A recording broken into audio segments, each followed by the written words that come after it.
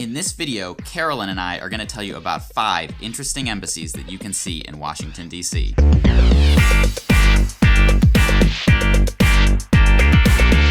Hello, welcome to Trip Hacks DC. My name is Rob. I'm a tour guide here in the nation's capital. If you're coming to Washington, D.C. and you're looking for the best tips, tricks, and hacks for exploring the city, make sure to subscribe to this channel and hit the bell notification icon so that you don't miss any new videos. Hi, I'm Carolyn. I'm the owner of DC Design Tours. We run architecture tours in Washington, D.C. If you want to learn more about DC Design Tours, feel free to visit us at dcdesigntours.com. And Carolyn offers a really cool embassy tour, so we have teamed up so that she can tell you some of the best things she knows about these places. If you've visited any of these embassies before, leave a comment on this video and let us know what you thought about them. Otherwise, let's get started. First, let's introduce Embassy Row. There are about 175 embassies in Washington, D.C., and about 50 of them are concentrated on one street. Originally, Embassy Row was actually known as Millionaires Row.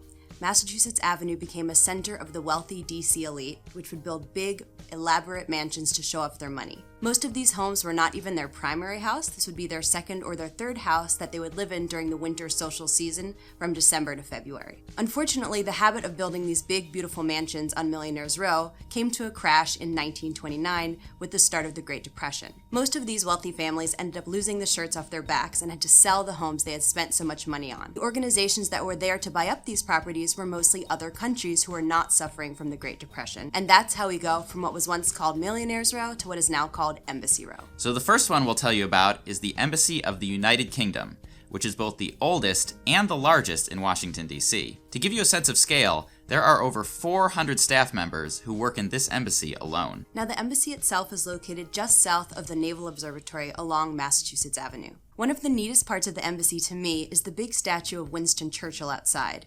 You don't need to get into the embassy to see it, it's right on Massachusetts Avenue. Winston Churchill, who was the Prime Minister of Great Britain during World War II, is shown doing his iconic V for Victory symbol. He looks like he's about to take a step across the street because he has one foot on British soil and one foot on US soil. He was actually half British and half American. And as you mentioned, this is up near the Naval Observatory, which is where the Vice President's residence is located. The next embassy we're going to talk about is the one that a typical visitor is the most likely to see. The Embassy of Canada is actually the only embassy on Pennsylvania Avenue. It was built on the site of an old car dealership in 1989, and it actually caused a bit of controversy. Some countries were upset that Canada was built so close to the Capitol building, but the justification was that they are our neighbor to the north. One of the neat things about this 1989 building is right on the corner. As you're walking down Pennsylvania Avenue, you'll notice a ring of columns on the outside of the building.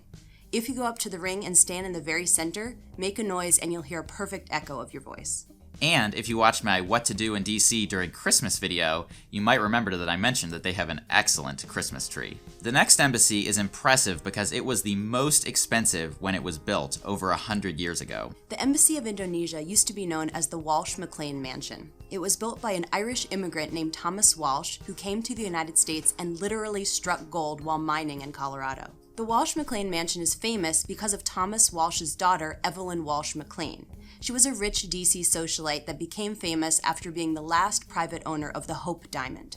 The Hope Diamond is actually the largest blue diamond in the world, and you can see it today in the Museum of Natural History. Evelyn Walsh's father purchased the Hope Diamond for her from Pierre Cartier for her wedding present. And the interesting thing about the Hope Diamond is that it is thought to curse its owner. And if you want to check it out, you can click over and watch my museum tips video afterwards to get the most out of your Smithsonian experience. The next embassy is also not on Embassy Row, but nearby on 16th Street. This embassy is particularly interesting because it's both one of the newest and one of the oldest. The Embassy of Cuba was built in 1917 to serve as an embassy, but it closed in 1961 during the Cold War. The building was maintained by Switzerland from 1961 to 2015. In 2015, President Obama reopened diplomatic relations with Cuba, and the embassy opened once again. One other odd fact about the Embassy of Cuba is that it was the subject of violence in 1979. A terrorist group called the Omega 7 attempted to bomb the Embassy of Cuba, but unfortunately read their maps wrong and instead damaged the Embassy of Lithuania.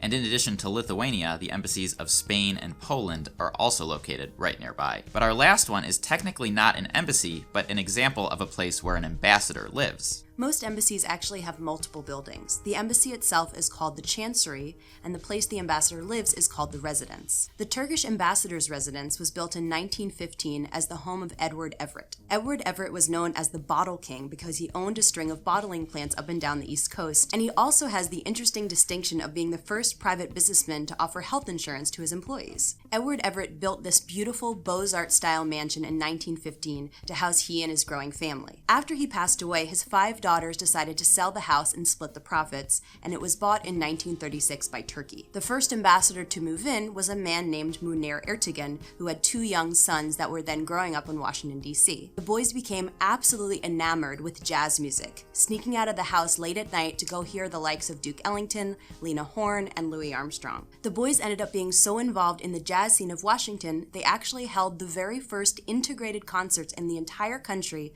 right inside the Turkish embassy. They're able to do this because they had diplomatic immunity, which means they weren't held to the laws of segregation in the United States. And then most impressively, these 2 sons went on to be so involved in the music business, they're actually the founders of Atlantic Records, one of the biggest record labels in the entire world. So that's really interesting, and those are only 5 stories that we've told. You can imagine that there are a ton of really interesting facts that you can learn about these embassies. If you want to learn even more about the embassies and visit some of the ones we've talked about today, feel free to join us on an Embassy Row and DuPont Circle tour. You can learn more about the tours at dcdesigntours.com and sign up for yourself. And if you're interested in touring with me, you can head on over to triphacksdc.com and see the tours that I offer. And we will leave a Google map and some resources so that you can learn more about these embassies in the video description. Enjoy your trip!